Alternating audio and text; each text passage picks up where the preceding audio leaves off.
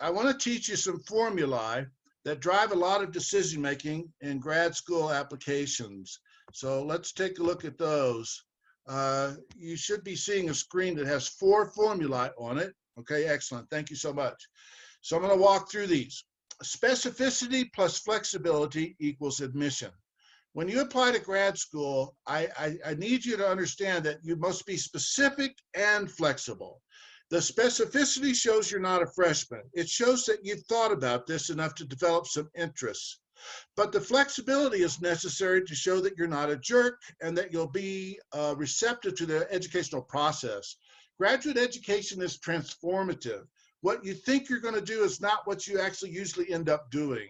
So I need you to embrace both sides of this. It's kind of, I'm specific enough to show I'm ready to go to grad school, and I'm flexible enough to show that I will thrive in the crucible that grad school actually is. So I need you to adopt both of these.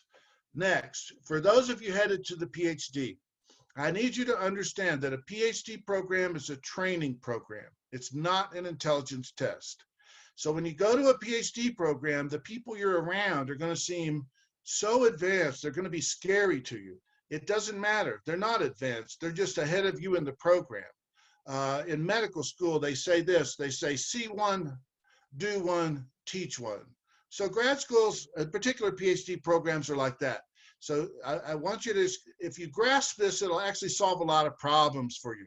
When you're applying, you don't know what people know that are in the program. That's just how it actually works.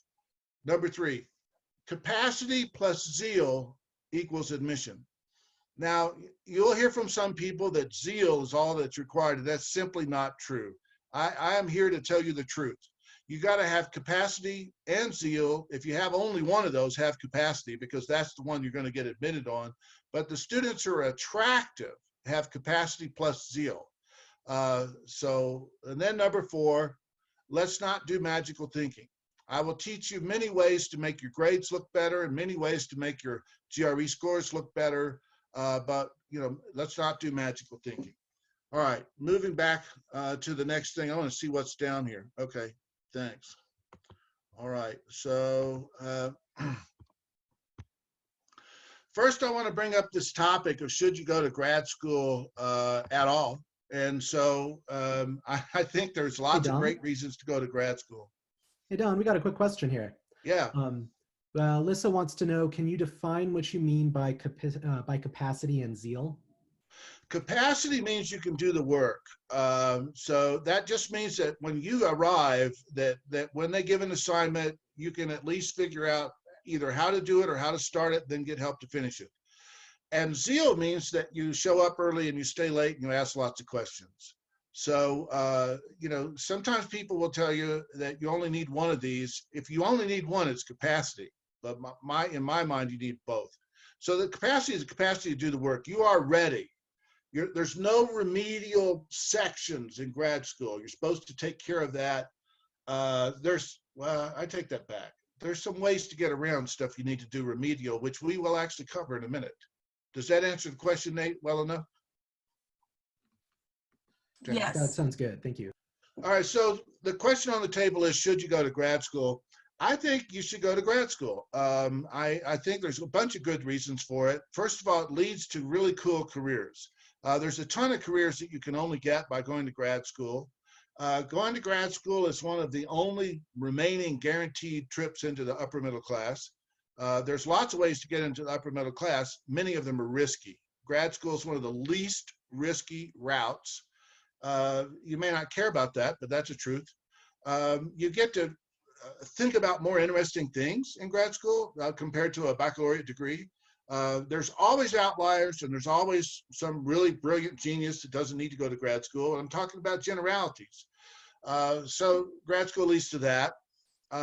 Your IQ will go up while you're in grad school, one of my favorite statistics. And then I found some research that shows that people with higher IQs have more sex than people with lower IQs. So there may be reasons to go to grad school that you had not fully considered yet. And I was given this lecture one day, and 2 guys came up to the podium at the break. And, sometimes white people that never see the sunlight, they look a little ghostly. And they walked up to my podium and they said, "Don, we're like lab rats. We don't see what you're talking about there. We don't see all that. And I said, I looked at them and I realized what they needed more than anything else was hope. So I said, it's a delayed benefit. You have to finish your postdoc and then maybe you'll see all that. And they looked really thoughtful and pensive. And then I saw them walking downstairs into a basement, probably from which they never came out. But higher IQs, more sex. We're at a unique juncture right now in our economy, and I want to bring this up. There is no better place to hide out when things are bad in the economy than grad school. Because when grad school ends, you picked up more credentials and more skills. When a recession ends and you've been just struggling to get by, you end that recession looking like just another person who didn't figure it out.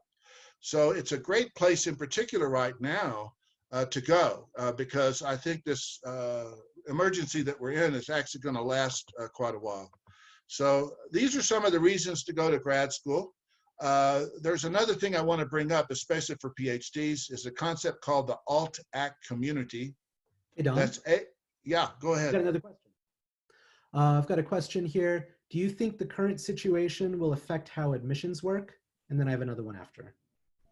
Yeah, admissions is, they're going to have to become a little bit flexible. I was just talking to a friend of mine who's a NASA scientist, and he hires engineers and he brings them into grad program. And he wasn't getting very flexible yet, but they're going to get flexible because they have to. The candidates for these programs are not going to have the exact same backgrounds as they recently had. So the current crisis will affect admissions in the sense of the criteria that are used for admissions are not going to involve so much completed research project under direct supervision and mentorship of a faculty member. So that's a change. And in the talk today, I have some solutions for that. I'm not hanging you out to dry. What's the other question? The other question is, do you think more people are likely to apply to graduate schools next year, hence more competition? This will be true at the top. I'm not sure about the middle and the bottom. So for the Harvard, Princeton, Yale, Stanford crowd, it's going to become massively more competitive. No question about it. Summer school signups, first of all, this always happens at every recession. Everybody goes to grad school, whether it's an MBA program or a PhD in medieval literature, people go to grad school. Typical to grad school, I'm using a specific university, but actually the numbers are pretty normal. About 25% go straight from undergrad into grad school. At Reed, it's always higher, I think. But then during a recession, that same school has 40% go straight to grad school instead of go to the job market first and come back to grad school. So this is an elite school. So they're gonna send a lot of people to grad school anyway. But summer school applications at Tulane are up 400%. So the answer is, for the elite schools, the kind of schools that most readers are looking at, yeah, it's going to get more competitive. You're going to have to do more of the things right to get to your goals. So those are reasons I believe that you should think about going to grad school. You guys look at it this way. If you decide to apply and then you don't go, no harm, no foul. If we have a V-shaped response to the economy, which I do not predict, but if we do, then you just don't go. You apply to grad school, you get admitted, you get your safe harbor, and if some miracle happens, it's not a contract. It's not something you have to do. And for many of you, you're just about ready anyway, so it doesn't matter. The economy is just a sideshow to the fact you're ready to go to grad school. So the first step is to pick a target. And a target is a subject, a degree, and if you can, a concept cluster. So a degree is a master's or a PhD or law school, med school, pharmacy school, etc. If you're sitting on the fence between the master's and the PhD, let me encourage you to go ahead and look at the PhD as an option. And the way to do that is apply for a mix, some master's programs and some PhD programs. You don't have to make the decision in advance. So in a topic, of course, is like a major. But for grad school, it's usually a bit more narrow. Nobody's a chemist in grad school. They're an organic chemist, a biochemist, physical chemist, analytical chemist, green chemist, material scientist, or some particular type of chemist. And I call this a sub-department. Here's another example. No one is a psychologist in grad school. You're a social psychologist, a clinical psychologist, experimental psychologist, school psychologist, community psychologist, media psychologist, biological psychologist, or a neuroscientist.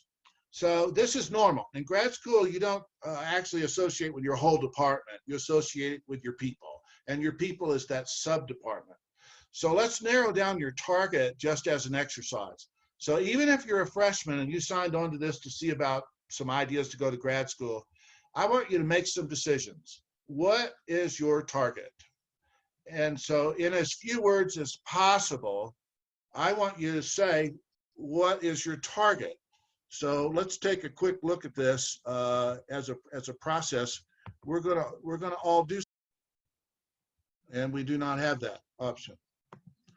All right, so we're going to move forward without doing that exercise, but it's going to come up again in just a moment anyway. So you picked a target, which is a sub-department. Now I'd like to go on to a concept cluster. A concept cluster is a group of interrelated ideas. Basically, if you're poking one of these, you're poking all of them. So examples of concept clusters would be enzymes, protein folding, and CRISPR-9. If you're fooling around with one of these, you're probably aware of the rest of them. If you have a question that involves one of these, you're probably involving the rest of them. Here's another one. Icons, the Russian Orthodox Church, architecture, and historical literacy rates. Now that's a cluster of ideas that becomes something all have one to do with another. So I want you to take a moment, write down your department, your sub-department, and maybe some things you might know about your concept cluster. So I'm going to stop speaking for about 30 seconds for you to write these down. There is a test in just a moment. John, we got a question. Go ahead. Yeah, sorry, what is a concept cluster? Okay, a concept cluster is a group of interrelated ideas where if you poke or stroke one of them, you're involving all the rest of the ideas. So it's if you were going to study something, it would necessarily involve these other concepts, areas of study, areas of expertise. The examples that I gave were enzymes, protein folding, and CRISPR-9, and icons, the Russian Orthodox Church, architecture, and literacy rates. So you think about something you want to study, and you think about what disciplines are involved in studying that circle that are involved in it, that you would have to gain expertise in. That's a concept cluster. And I'm going to push about getting specific a little bit more. If you're interested in med school, for example, I want to know about your ideas for a specialization. And I know your pre-med advisor may have said don't specialize in your essay, but I'm going to encourage you to be flexible. So when they say don't specialize, they mean don't obsess over one. But you might say that I have interest in these 3 areas. And of course, it depends on my rotations and my assignments, which one will eventually be my goal. It shows that you've thought about the discipline enough.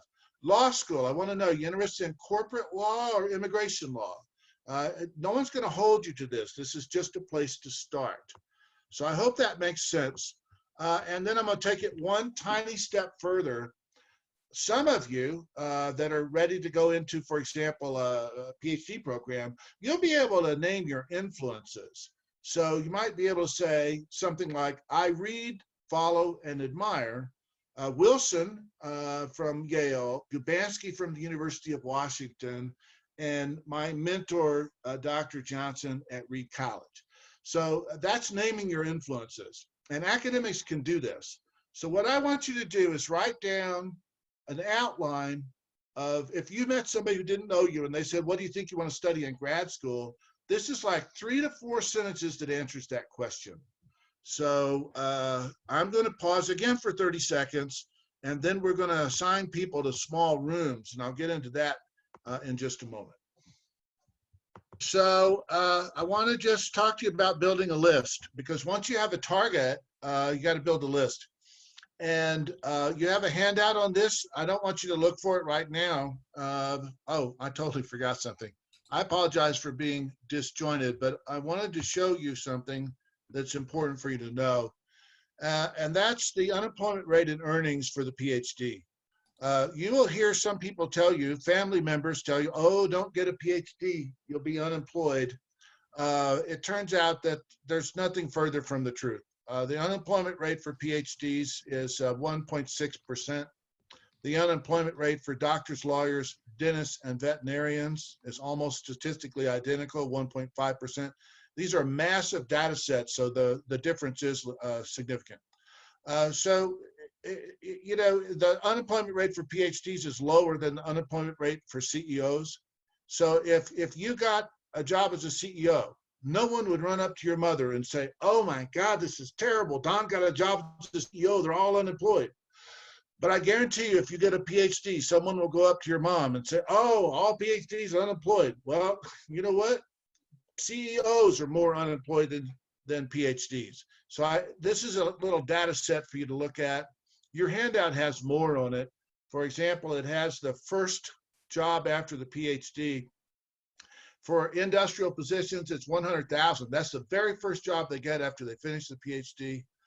For people in government affairs, it's 85,000, and people that go into the academy, it's only 60,000. But I do bring up that it's not; those are not necessarily faculty positions. PhDs take a lot of jobs after they finish their PhD as a bridge to more permanent employment. So I think you should have some confidence. Now back to building a list. If you're going to build you can clear a hallway down now by doing that. Building a list, there's a lot of ways to do it. You have a handout on it, which I'll let the handout stand. You're all readies, so I don't have to go through the minutia.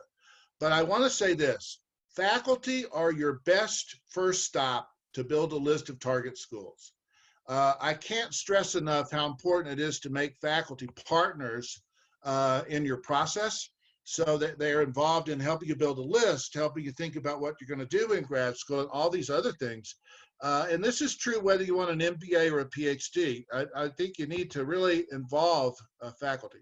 So I'm going to give you a sample letter, and then I want Kadina to read it.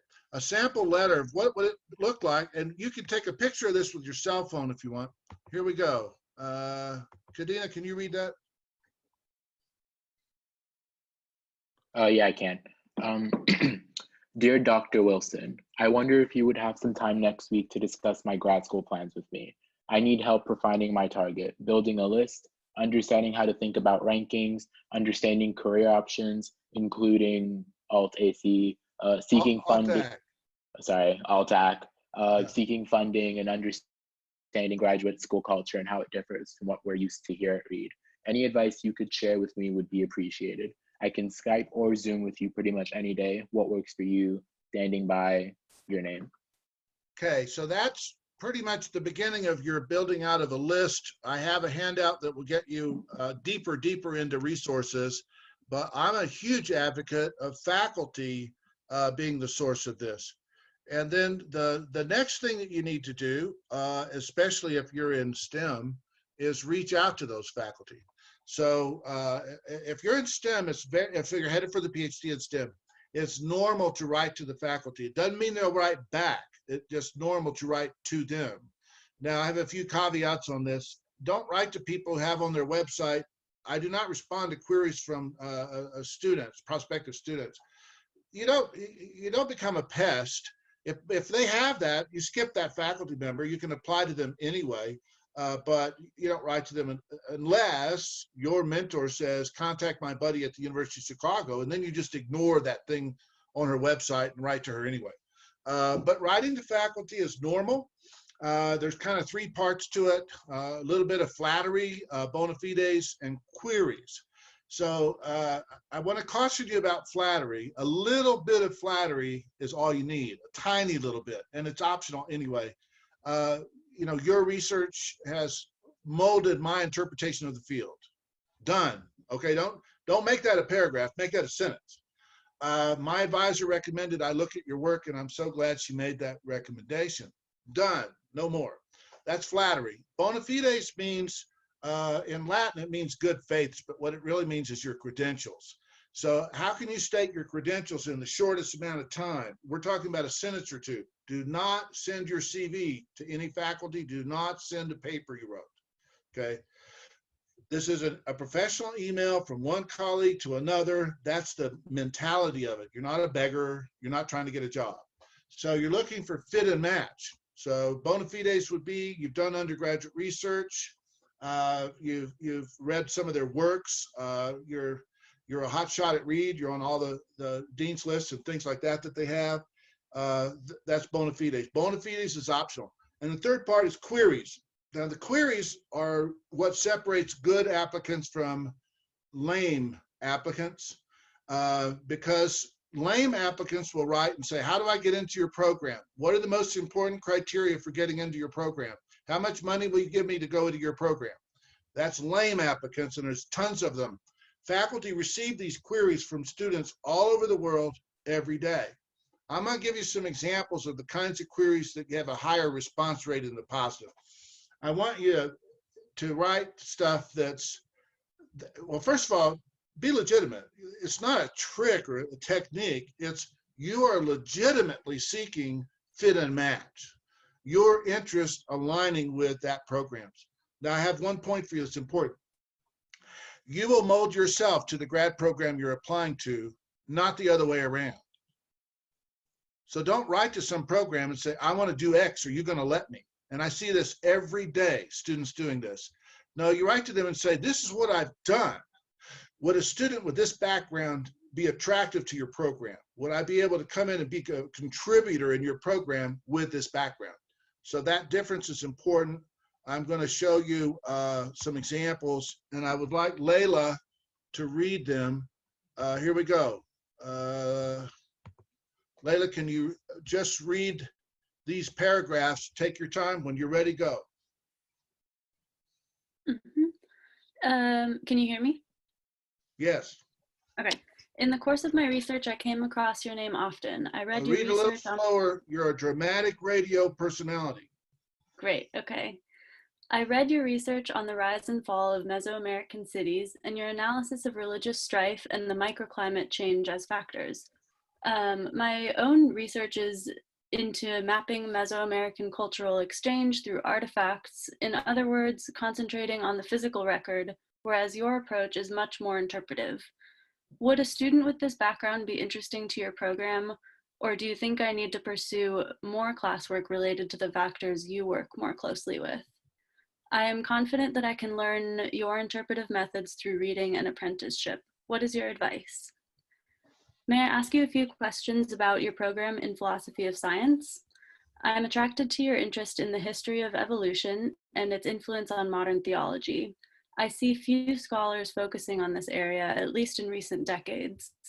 I also have explored a problem largely unresolved in theology, that is, identifying the point at which an animal has a soul. I wrote my senior thesis, Do Worms Have Souls?, to explore the historical and philosophical record of this problem. If modern religious thinkers are going to accept evolution, which most do, then they have unresolved problems. When does a difference in degree trigger a difference in kind? It seems that heaven needs to be redesigned, or this question remains unresolved. I am fascinated by large problems that seem to get just shelved by thinkers because the problems are too hard, or because historical norms do not allow certain expressions to find a wider audience. A recent example is the rediscovery of gay penguins, an issue known only to certain scientists. Would I get to work with you from the first year, or are students expected to take rotations before settling down with a specific PI? How can I best prepare myself to be a strong scholar in this discipline?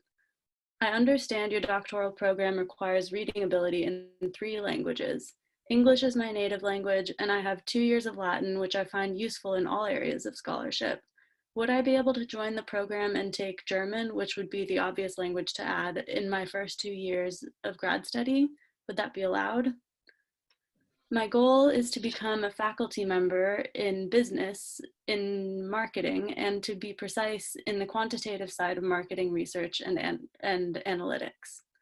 People keep telling me I need to be employed for 2 years before going to an MBA program and then onto the PhD or DBA. I don't see the point of this since most entry-level work in marketing is mundane. Would co-ops or internships replace this need for full-time employment? I have had 2 co-ops in quantitative areas of marketing and believe I am ready to proceed academically toward my goal. What is your advice? Okay, perfect. Thank you so much. That Hey, was Don. excellent and exactly what I wanted. Hey, Don, we got a question. Yeah.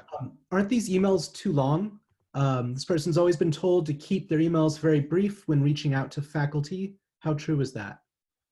Well, it's true enough. Usually you can ask like 3 questions, maybe 5 at the most. Those are a little conversational, but you'll notice each one of those students had a fairly nuanced question. And sometimes questions are a little more straightforward and basic. I don't think an email should exceed 4 or 5 questions and at most 1 paragraph per question. And even that might be a little generous. So the criticism is valid, but there's always room for people with really interesting questions and really interesting commentary to be longer. A couple more questions.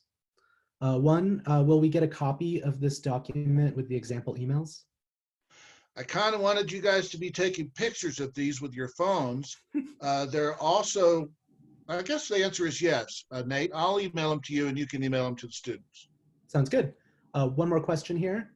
What's your opinion on writing to current PhD students in the program or programs you're interested in? Writing to current students is a good idea. In particular, if you're an underrepresented student and you want to assess the climate of that program.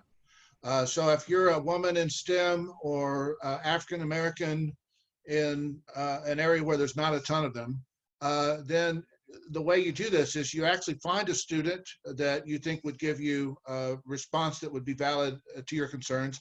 And you can't do it by email trail. Nobody will write down criticism of their program. Nobody's sane. And so you actually have to talk to them by Zoom, or if the pandemic is over, take them out for coffee or a beer if you want to assess climate. And so it's absolutely okay to approach currently enrolled graduate students. I'll give you a small warning though. Graduate students are like soldiers. They gripe a lot. So you got to listen to what the gripes are. If the gripe is a lot of work, then that's the life of a soldier and that's the life of a grad student.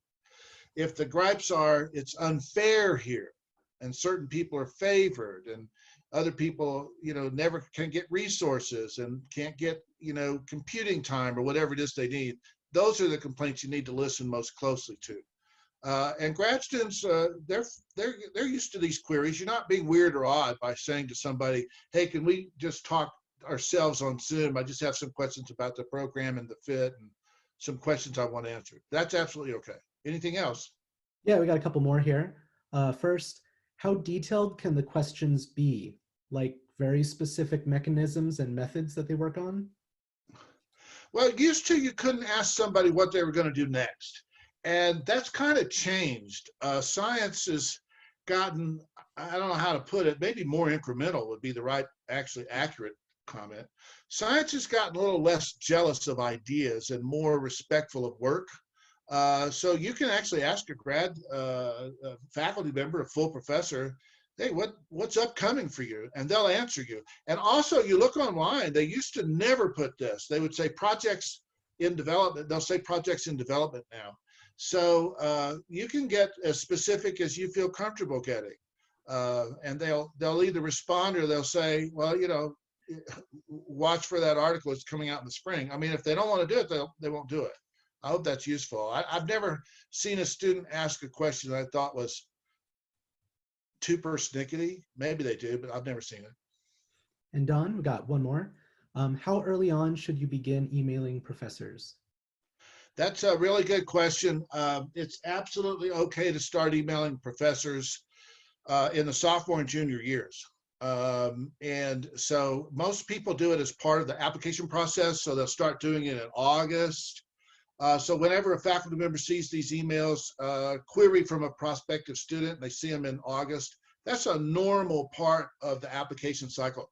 But I think students are more clever that do it in the spring of the junior year or over the early part of the summer, like June instead of August. because it shows that they're really more interested in fit and match than they are simply how to get in. So there's no wrong answer to this, by the way. You can write letters to faculty after you apply.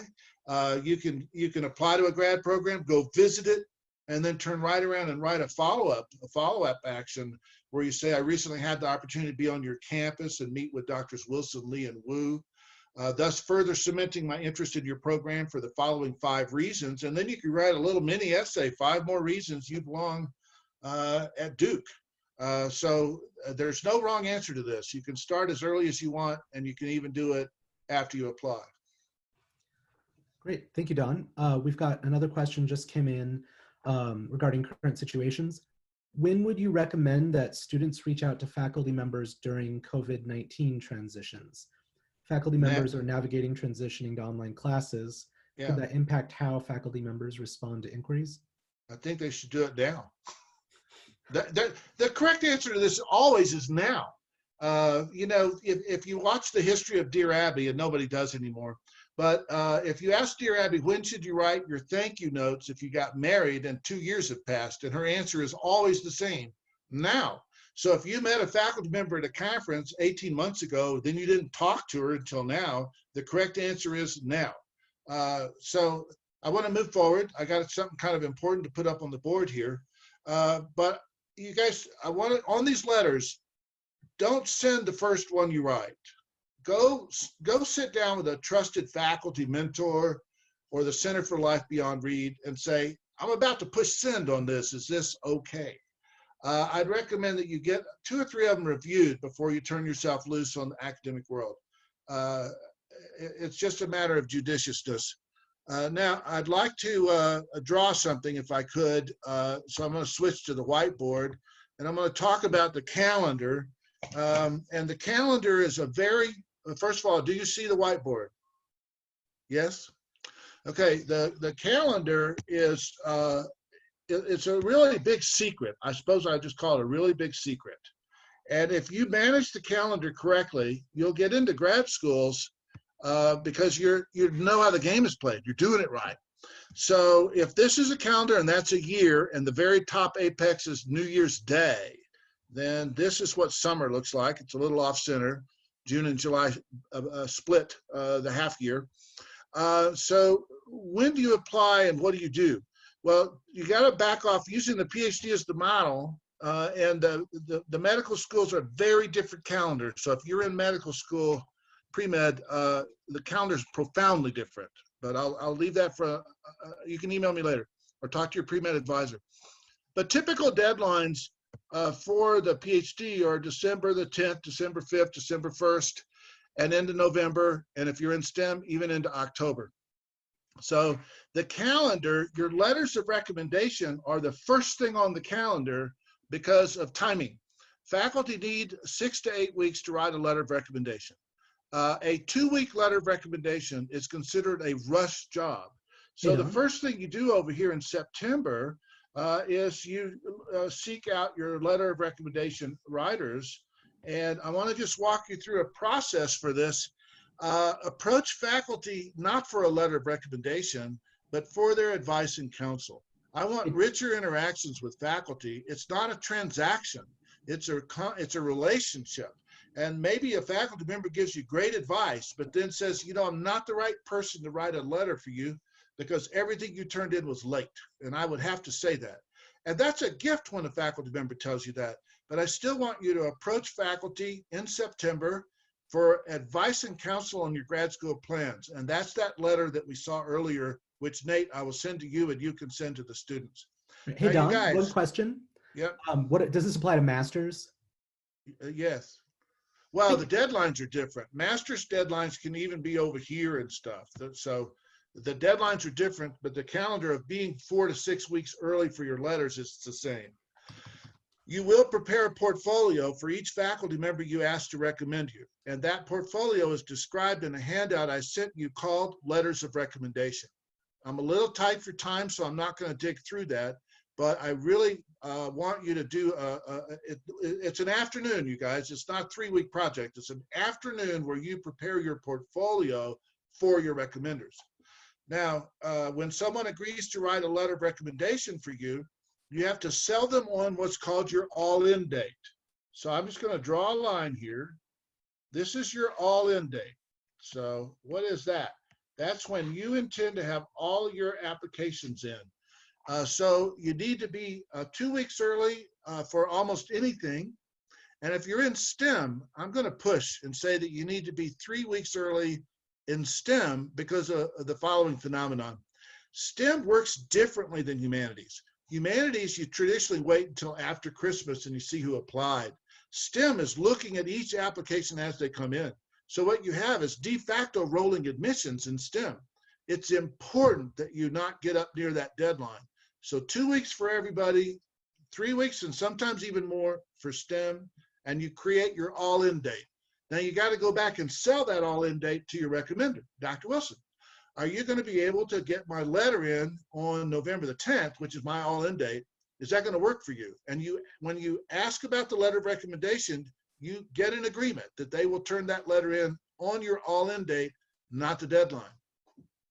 Now, if you look at this calendar carefully, this guy allows you to, you're actually done before the end of the semester. All your apps are in.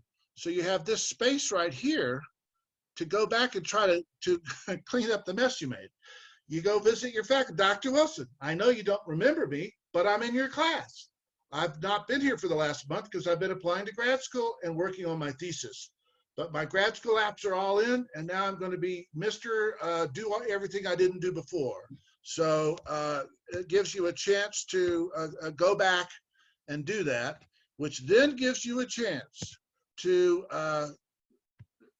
right here do something called a grade report. A grade report is, I'm now entering all the things you can do after you apply. This is important. So grade reports are a very interesting phenomenon because of a psychological phenomenon known as priming. So if you send a grade report after your first semester and your fall semester, the senior year grades are higher than the grades overall, then you send the grade report. Okay, I'm going to show you what one looks like, and we'll come back to this in just a moment. Hey, Don, so people are asking for dates and months on that dates and months graph. Yeah. Well, okay, I'm just going to say it again. The top of the graph is January 1st. So anything to the left of that graph would be a proportional of by dividing by 12 a month. That doesn't seem mysterious to me. Okay, so I need a grade report and I need a reader. Evian, can you read the grade report? Do you see it? And if so, can you read it? Yes. Dear Dr. Wilson, I am a candidate for next fall's incoming doctoral class, and I wanted to give you an update on my fall grades. They came in solid.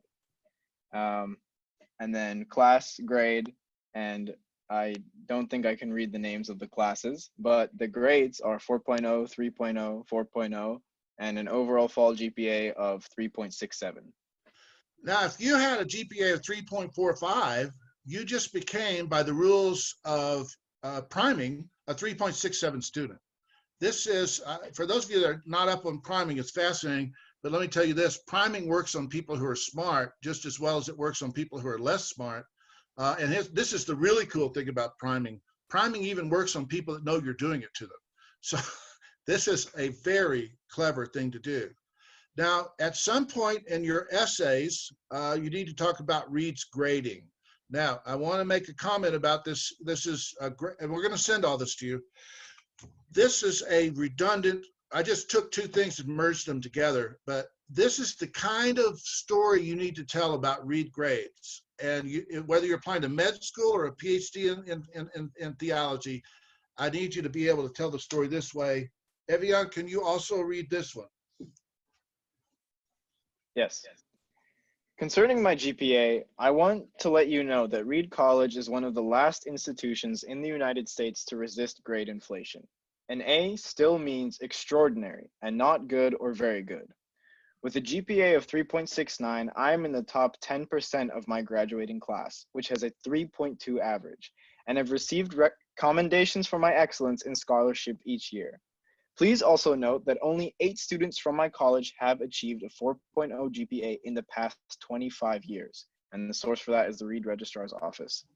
Reed is very much an outlier in American higher education in that the institution has eschewed grade inflation that is now the norm nationwide. Citation from Cool College's 2nd edition. Also, Reed is the #1 per capita producer of PhDs in all disciplines among US colleges and universities, and another citation from collegetransitions.com. I hope you guys find this useful. I hope you do. This is important. You got to do this. All right, back to this whiteboard, which I hope the stuff is still there. Yeah, still there. Okay, so you send a grade report. You can also send what I'm calling a news item. Okay, so a news item is something that happened after you applied and before January the 15th when you might send this, or February the 1st or February the 15th. So what would that look like? I've just been notified that I will graduate magna cum laude or cum laude with Latin honors. I've just been nominated to Phi Beta Kappa. My undergraduate thesis was presented at the Midwestern Association of Undergraduate Sociology Scholars. I recently was named a co-author on a paper with Dr. Johnson. Those are news items. Let me explain why you're doing this. In the old days, applying to grad school was a very elite thing. And a mentor would send his mentor to a student and say, this is a good one, you should take it. That's changed a little bit, and grad students are now applying to a lot of grad schools. So the grad schools are starting to act a little bit like the undergraduate schools. They want to know, are you really interested in me or not? You did a great application, but how do I know you love me? And so one way they know you love them is you interact with them a little bit more after you apply. That means writing to them, visiting them, sending them a news item, sending them a grade report, and sending them a thing called a continuing interest letter. So I'm going to write down what a continuing interest letter is right here. A continuing interest letter looks like this. I've begun to hear from some of the other graduate programs, and yet I haven't heard anything from you yet. I've remained convinced that your program is a great fit for my background, interests, and abilities. I'm looking forward to hearing good news from you as soon as the decisions can be made. If you have any question about my application, let me know. Eager to hear from you, standing by, your name. That's a continuing interest letter. So, and there's a couple more things you need to know about over here. And one of them is a thing called April 15th. So that's April 15th. April is the 4th month. That's why it's more than 1/4 around the circle of the world, or of the sun. So April 15th is decision date for funding offers for most grad schools, including master's programs. So if you get an offer, it'll be before April 15th. And what you want to make sure of is that you respond by April 15th.